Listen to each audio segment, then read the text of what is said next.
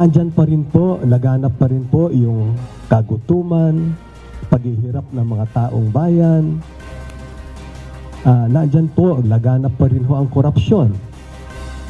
Mga krimen, mga problema natin sa droga. Sa palagay ko, walang naging reforma eh. Ang naging transformation natin ay lalo tayong nabaon. Lalo tayong nabaon sa kahirapan at ang may kasalanan ay ang ating mga politiko, ang ating political dynasties. Hindi po tayo nagkaisa.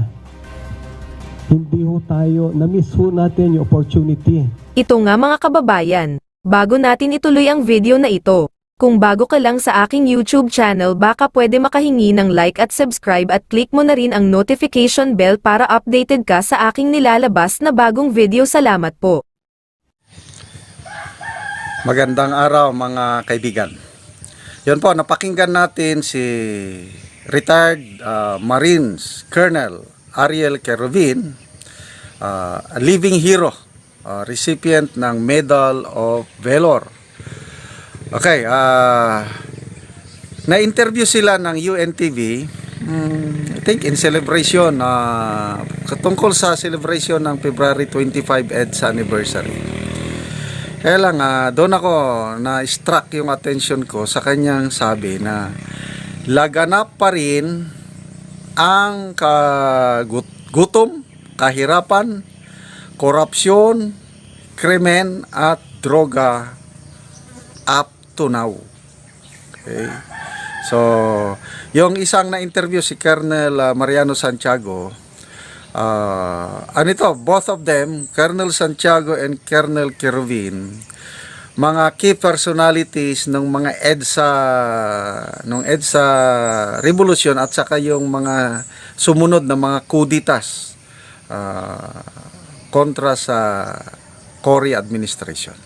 Okay. So, gusto kong magbigay ng reaksyon doon sa sinabi ni Colonel Querubin na laganap, even up to now, itong panahon ni PBBM, laganap ang kagutuman, kahirapan, korupsyon, krimen, droga.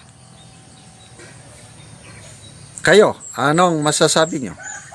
Agree ba kayo sa sinabi ni Colonel Querubin? Ako, gusto ko lang magbigay ng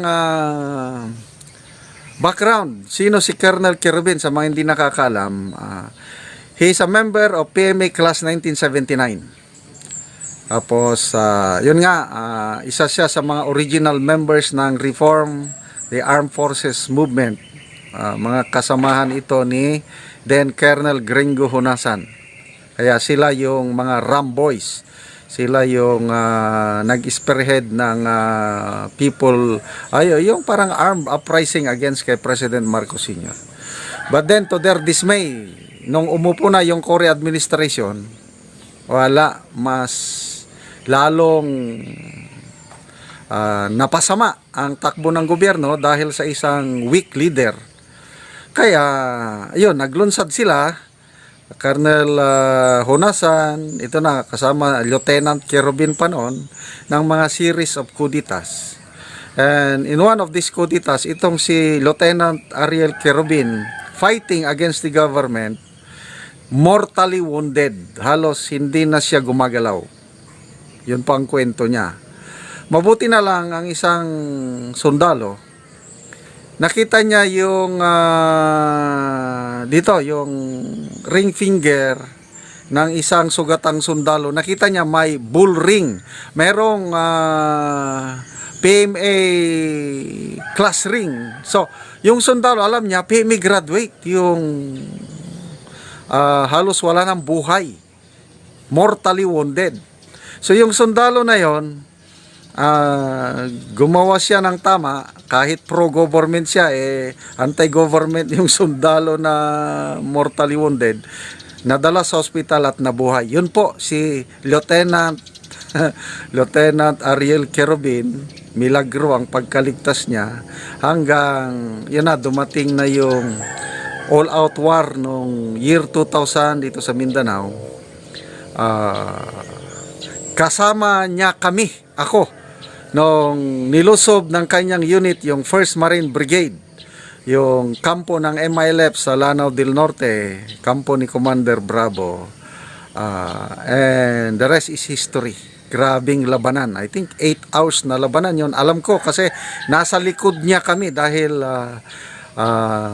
yung 1st Marine Brigade na kinabibilangan ni then Lieutenant Colonel Ariel Querubin na attached or na naging operational control ng 4th Infantry Division under then General Simato, and I was one of the staff of General Simato, kaya alam ko yung labanan. Saludo ako dito sa kay Colonel Ariel Querubin. He's a man of honor, man of integrity, man of courage. Sana sana lang parang nakikita ko, sana magkandidatong senador by 2025. Nako, susuportan ko yan. Okay, so punta na tayo sa kanyang statement. Bibihirang magsalita ito kaya ako nabigla ko nung napanood ko yung UNTV News na sabi niya laganap ang kagutuman at kahirapan. Ako totally agree. Napakarami na pong surveys ng SWS, Pulse Asia, sino ba yung mga Okta, tumataas ang bilang ng mga Pilipino who have rated themselves poor. Tumataas yung incidence ng hunger sa ating bansa. So, instead na yung pag-asa natin pag-asa ng mamamayang Pilipino na pag nakaupo ang BBM, Bayan Babangon Muli, ano yung pangako? 20 pesos na lang ang 1 kilo ng bigas. Anong nangyari?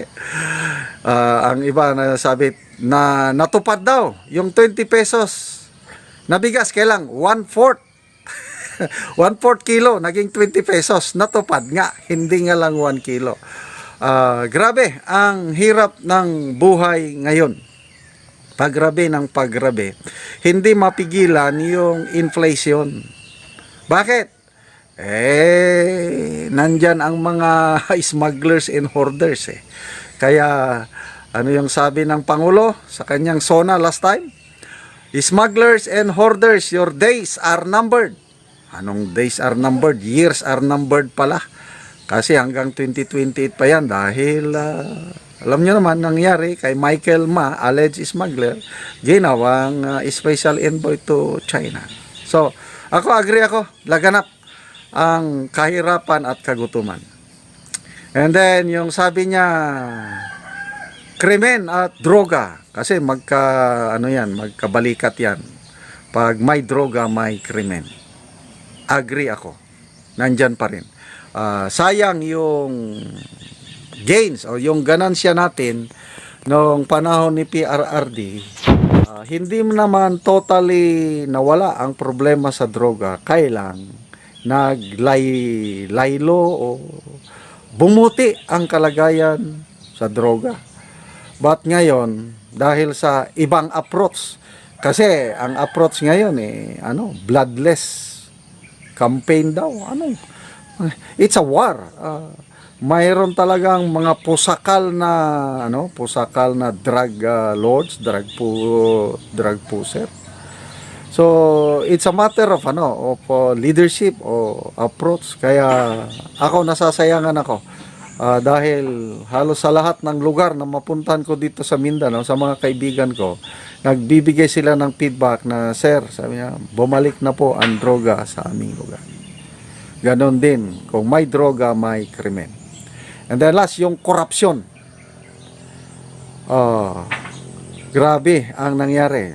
PCSO, alleged, kalokohan, yung unbelievable ang nangyari sa PCSO, billions of pesos. Pera ng taong bayan yon, napupunta lang kung kani-kanino. I don't know, sana magkaroon ng linaw yung Senate investigation para matigil na ito once and for all. Ano pa?